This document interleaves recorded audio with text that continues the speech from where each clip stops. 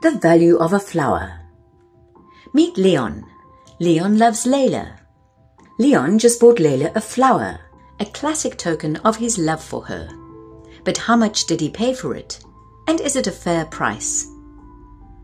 And here is Miriam. She cut the flower in a field on the outskirts of Addis Ababa, the capital of Ethiopia. Ethiopia is a big producer of cut flowers. Miriam doesn't know that she picked the actual flower that has made both Leon and Layla happy. But is Miriam happy with the pay she gets for the long hours she spends working in the flower beds? The owners of the plantation must make a profit. They invested in buildings, seeds, plants, and in the cultivation of the flowers for export. So they are likely to pay their workers the minimum, like their competitors will try to do. The cutting and preparing for transportation is the last handling done by Miriam and her colleagues at the farm.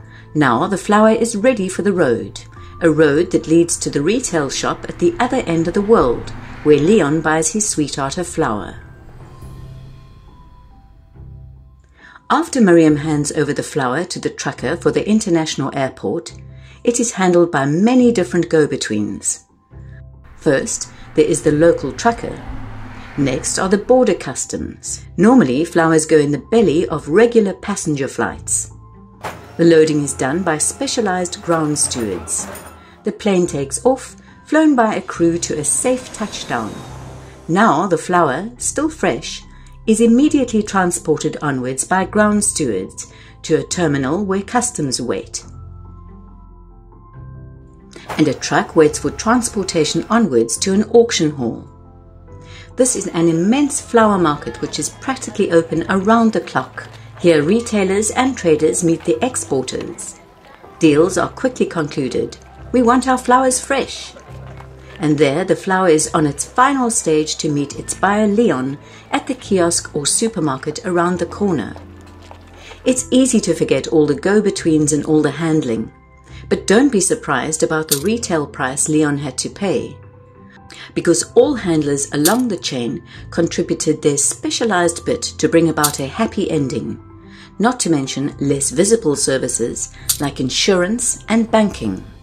Next to Ethiopia, there are 4 more cut flower powerhouses. In Africa, these are Kenya and Uganda. In Latin America, these are Ecuador and Colombia. Most cut flowers are flown to Amsterdam in the Netherlands, which dominates the trade. From here, flowers find their ways to customers in dozens of countries and countless retail outlets, ranging from small flower stores to huge supermarkets and shopping malls. Roses are part of a bouquet of the world's top 5 cut flowers. Next to roses, these are carnations, orchids, lilies, and chrysanthemums. The cut flower industry is huge and worldwide. Along these value chains, trade unions are active. They organize farmhands, truckers, civil servants, pilots, luggage handlers, stewards, and salespersons. They represent workers as occupational groups according to branches of industry or companies. And all along the value chains, they, as guardians of workers' interests, may draw on WageIndicator databases.